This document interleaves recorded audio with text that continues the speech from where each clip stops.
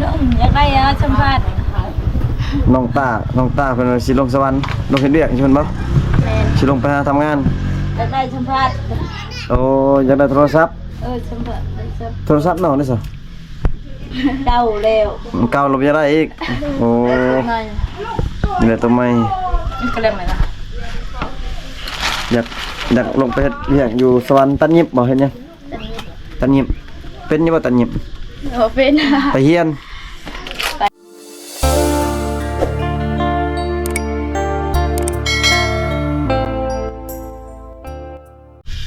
สวัสดียามสวยๆนะพี่น้องเนาะยินดีต้อนรับ FC เข้าสู่ช่องบ่าวผู้ไทยบ้านนาแนลคือเก่าเด้อพี่น้องเด้อวันนี้บ่าวผู้ไทยสิเดินทางไปสู่หมู่บ้านชนเผ่าตาโอ้ยพี่น้องเนาะบ่าวผู้ไทยสิเดินทางไปสู่หมู่บ้านชนเผ่าตาโอ้ยเนาะพี่น้องเนาะเป็นจังไดก็ฝาก FC กดไลค์กดแชร์กดติดตามทางช่อง YouTube บ่าวผู้ไทยบ้านนาแนลเด้อพี่น้องเด้อเนาะเป็นจะได้ก็ไปติดตามรับชมแล้วกันนะพี่น้องเนาะเดี๋ยวบ่าวผู้ไทยสิเลาะไปเพิ่นละก็เดินทางไกลเติบนะพี่น้องเนาะเป็นจะได้ก็ไปติดตามรับชมกันพี่น้อง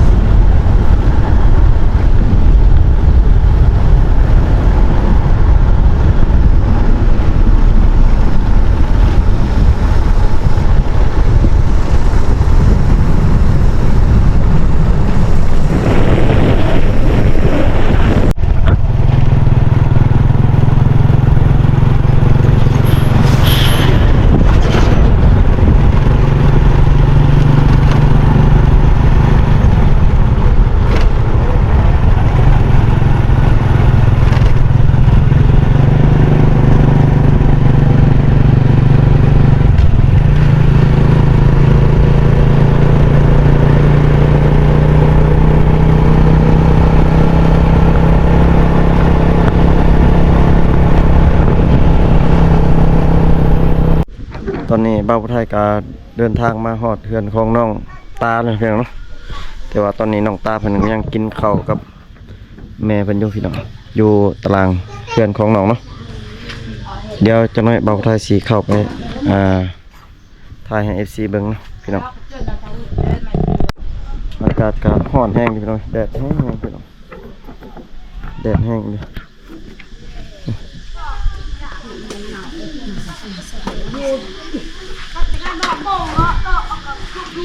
เป็นบ้านที่ใหญ่เติบพี่น้องบ้าน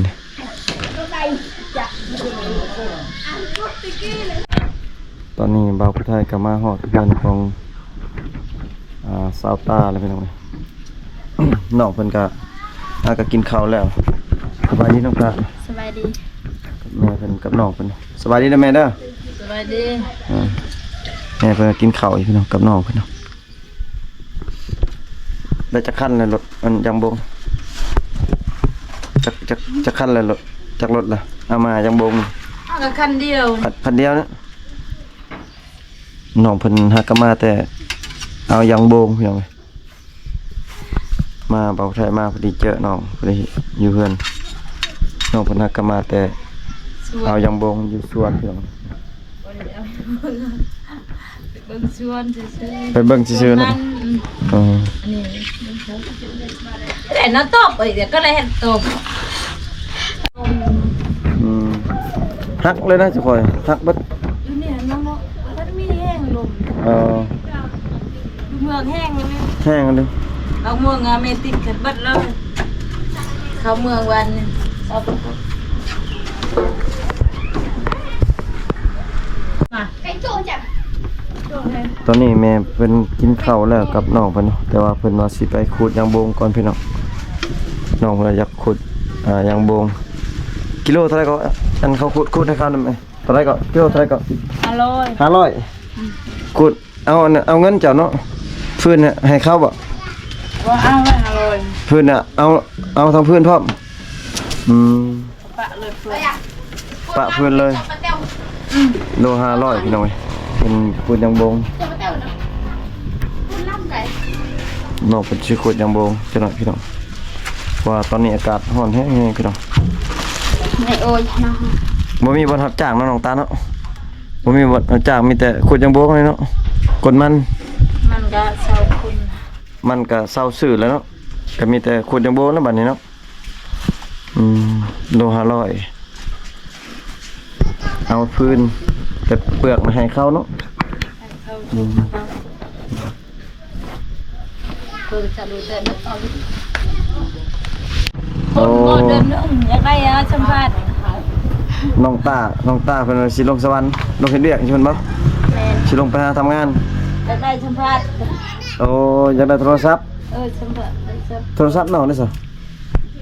เดาแล้ว มันเก่าลบจะได้อีกโอ้ หน่อย นี่แหละตัวใหม่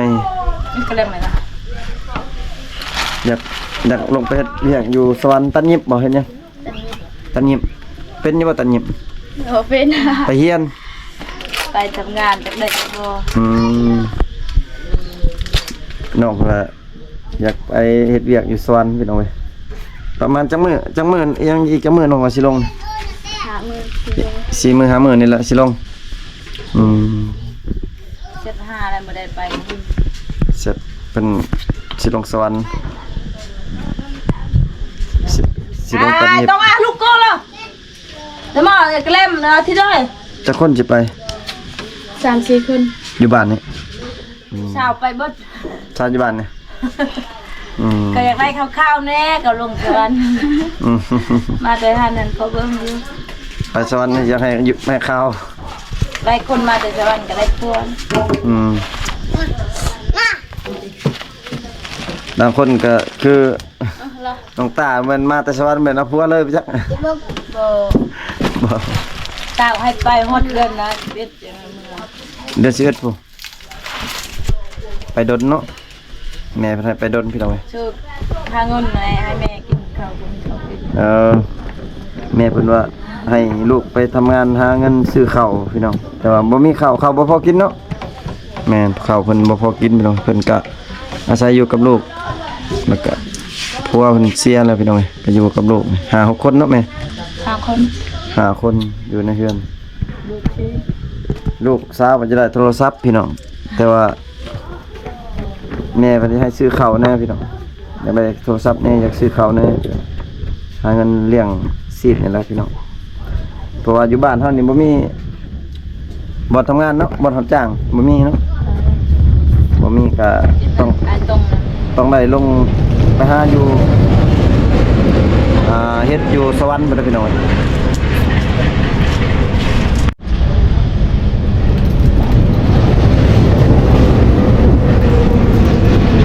รถแล่นตลอดพี่น้องอยู่ข้างทางเสียงรถดังเพื่อนนี่ไปใช่เนาะ นอน นั่นเพื่อนนี่บ่หมู่บ่ได้มานอนนำบ่ บ่ อืม อีกอะเดือนได้เขาสิมาเฮ็ดรักสัญญาณสบาย มันจงมีสัญญาณเนาะ มองตัวตัด มันบ่มีสัญญาณเพราะว่าอยู่บ้านนอกนี่ยังบ่มีสัญญาณพี่น้องเอ้ยแต่ว่าเซต5ก็ยากอยู่พี่น้องเอ้ย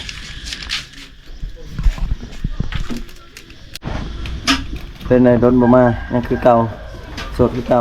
สดคือเก่า สดคือเก่าเนาะยังบ่มีพี่น้องยังโสดคือเก่าเนาะเพิ่นเนาะหมู่นอกบ่ใช่หมู่นอก ไปให้เร็ว ไปให้แล้วจะมาอยู่เนาะหมู่เพิ่นสิมาจะมาพี่น้องกินไม่น้องเพิ่นบ่กินจะมาหมู่เพิ่นมาพี่น้องเพิ่นก็สิขูดยางโบงก่อนหน่อยเห็นบ่ขูดยางโบงก่อนติขูดยางโบงก่อนเขาให้โลนึง 5,000 เนาะ500เนาะ เลย 500พี่น้องขูดเอาแต่เปลือกมันพี่น้องเอ้ยส่วนลำมันแม่นน้องเพิ่นเอาเลยเฮ็ดฟืนพี่น้องแบบนี้ล่ะพี่น้องฟืนมันไว้ดังไฟ1ข้าวเป่าไฟพี่น้องน้องออกสวนบ่มื้อนี้ออกสวนไปเฮ็ดหยังสวนมัน แม่น เสียหญ้า บ่ไปเบิ่ง ไปเบิ่งซื่อๆไปเบิ่งอีหยังซะ เบิ่งว่ามันงามบ่แม่นบ่ แม่น น้องเพิ่น ยังบ่ได้เปลี่ยนเครื่องมาแต่สวนแต่ให้เพิ่นล่ะพี่น้องอีก 2-3 มื้อ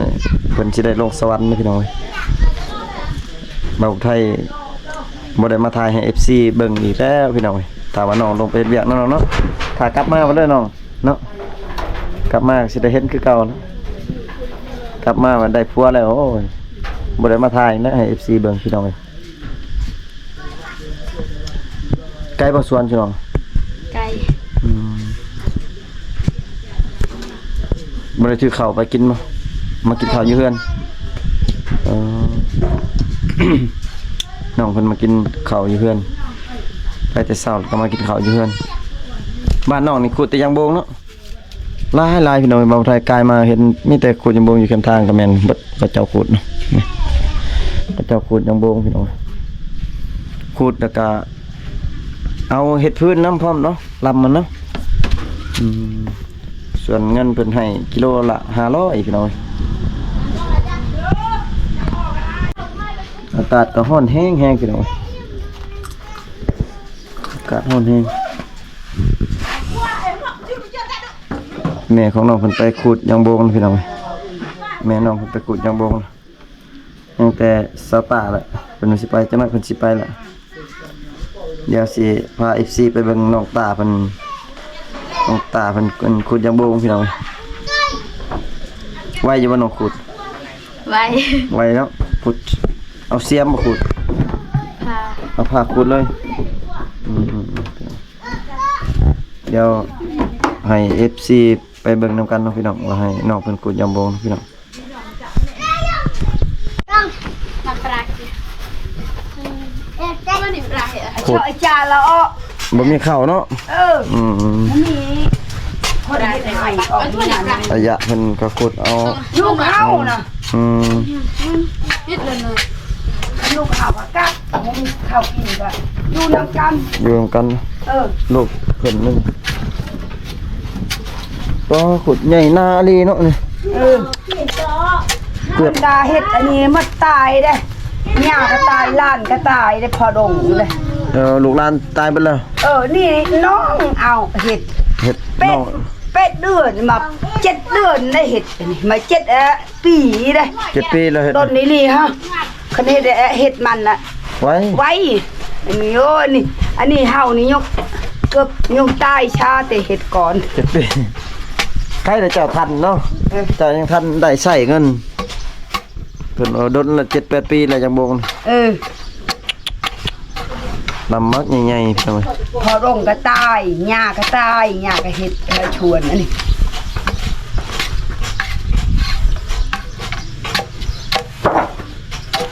กดเอาเงิน ออกตาย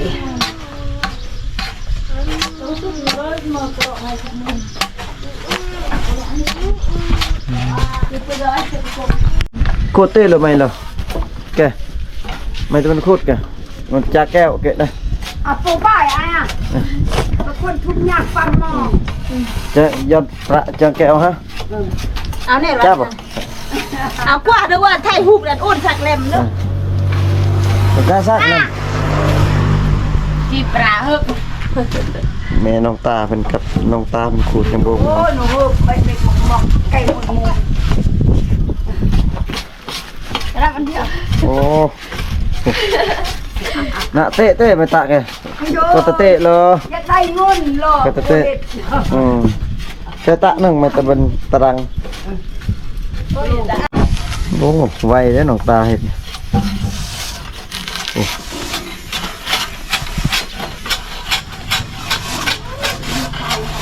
เพื่อสิได้ยากเนาะ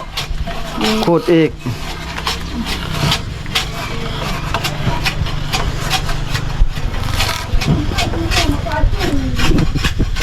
เดี๋ยวขูดเอานี่ขูดลำมันเป็น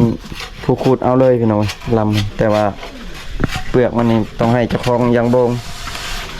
แล้วก็เจ้าของยางโบงต้องให้กิโล500เนาะ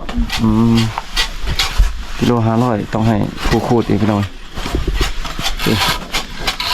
ยากพี่น้องไปสิได้มื้อนึงได้บ่แสนนึงบ่ฮอด ไล่ๆก็ได้ได้5ศพปานนี้นั่นได้สนึงยังบ่งบ่ลายนี่ ญาติแต่ยังบ่งบ่หลายแต่ว่าไว้อยู่ขูดเนาะ คนลายอย่างอื่นอันนี้ก็ทั้งหัวยังทั้งทั้งหลังให้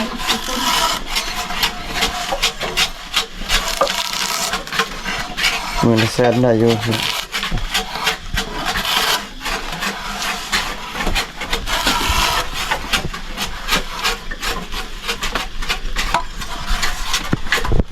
เดี๋ยวเราก็มาส่งอีกบ่ยังบ่งเบิดเท่านี้ละส่งอีกคนอยู่บ้านนี่ติโฟนน่ะมีกิน บ้านใหม่บ้านใกล้โรงเรียน อ๋อ บ้านใหม่ บ้านใหม่บ่อยู่หั่นน่ะคิดว่าปะต้อยคือกันบ่แม่นตะยงคือกันบ่แม่นบ่ กี่เขาไปอยู่ผู้ใกล้สิแล้วน้อง แล้วขยายมาใหม่ เขาคนอยู่นี่ อ๋อพี่น้อง บ้านน้อยรวมบ้านใหญ่ แม่นบ้านน้อยคือโฮมบ้านใหญ่ กันน้ำกินก็บ่มี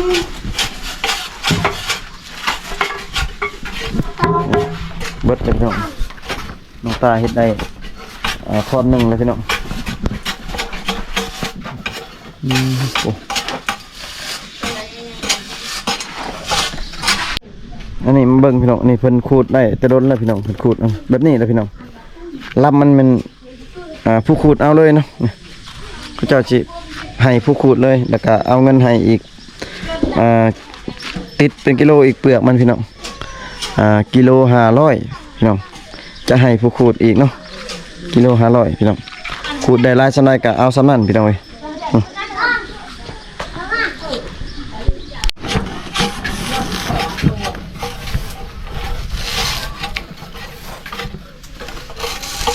เบิดบ่มื้อนี้เนาะหาแรงเบิดบ่ขูดตัวนี้เบิดบ่ แม่ โอ้ไว้เติบเดียว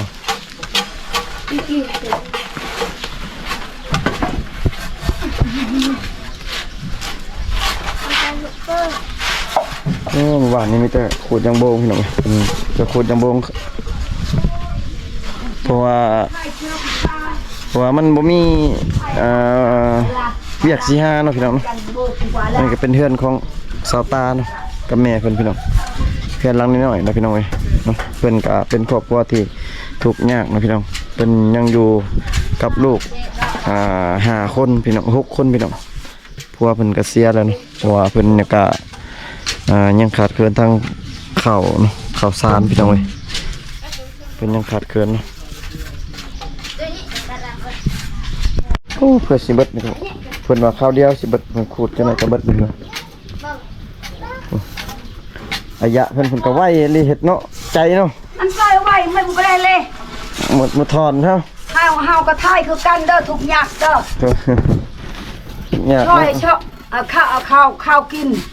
บ่มีข้าวเนาะ ลูกก็ตาบอดพวกย่างบ่ได้ โอ้ ว้าวเด้อชอยเด้อ เพิ่นว่าเพิ่นก็เป็นครบทุกอย่างพี่น้องเพิ่นก็ขาดเคินข้าวสารคือกันพี่น้อง บ่มีได้คนอยู่เหินผู้เดียวช่องคนเฮาน่ะย่างบ่ได้ได้ผัวเด้ ยังบ่ได้บ่ ก็คืออยู่เหินนั่นน่ะจักหน่อยตุ้ยลี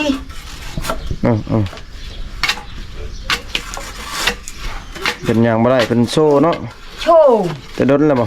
ต้น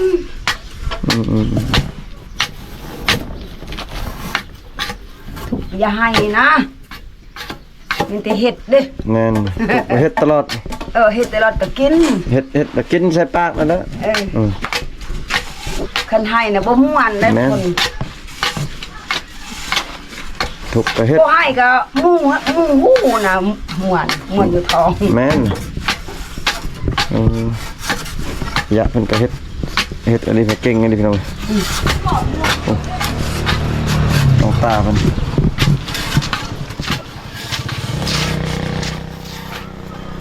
เคยก็ฮู้ลูกเพชรตายนอนไหลแล้วนี่พ่อตายผัวก็บ่ฮู้เมียก็บ่ฮู้นอนนำกันเป็นตายเอามาจะไม่ตายให้นะนี่เป็นเด็กห้องตายผัวนะ ตัดเรื่อยๆไอ้ ยังผู้เดียวนะลูกยังไม่ใช่ไป ยังบ่นึงบ่ลูกยังบ่มา หูนะน้องตาที่คน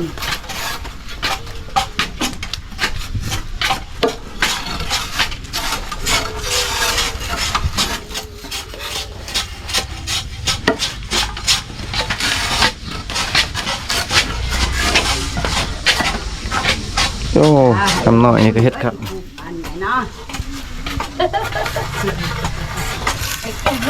อายุโอ้กี่ปีกันจ้า เดี๋ยวเลยกินแก้วขนมไหมไอ้กวาดไปเลยแช่อ้วนดับเกี่ยว ตะเด้อนายเด้อ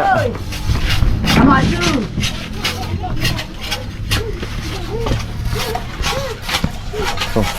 เด็กน้อยอยู่เขตชนบททางต้องสู้นะพี่น้องเฮ็ดได้เบิดพี่น้องพี่น้องพระเจ้าโคตรก็ได้ลายเติบนะพี่น้องลายเติบ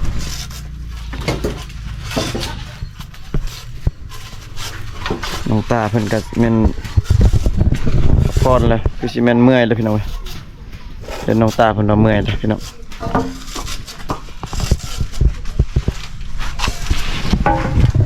ตาบ่เห็นก็มีเงิน เบิดมีเงิน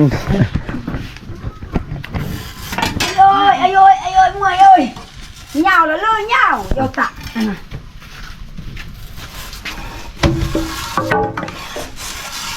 มันจะรับใหญ่ๆโอ้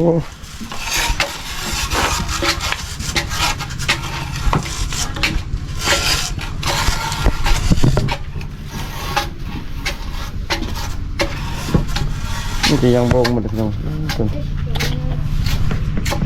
เพราะว่าทางล่างนี่ก็แม่นยังโบงมันก็เจ้าเห็ดพี่น้องก็เจ้าขูดหลายเนาะโอ้แต่หลังคาเฮือนนี่มีแต่ขูดยังโบงเบิดพี่น้องเพราะว่ามันบ่มีเวียกเฮ็ดนะพี่น้องเนาะนี่ก็แม่นยังโบงเขาเจ้าขูดแต่ดนแล้วพี่น้องกองหลายอยู่พื้นเฮือนพื้นยังก็แม่นเบิดพี่น้องยอมรับอยู่พี่น้องกระเจ้าทนอยู่เนาะทนทั้งดุพี่น้องถ้าว่าเป็นอยู่เขตเฮานี่ก็โอ้คือสิเฮ็ดเป็นตลอดก็คือบ่ไหวนะพี่น้องเนาะเพราะว่ามันบ่มีเวียกเฮ็ดเนาะพี่น้องก็เลือกบ่ได้นะพี่น้องคือกันกับเฮาเฮ็ดส่วนมันต้นนั่นแหละพี่น้องก็จะเป็นได้เฮ็ดพี่น้อง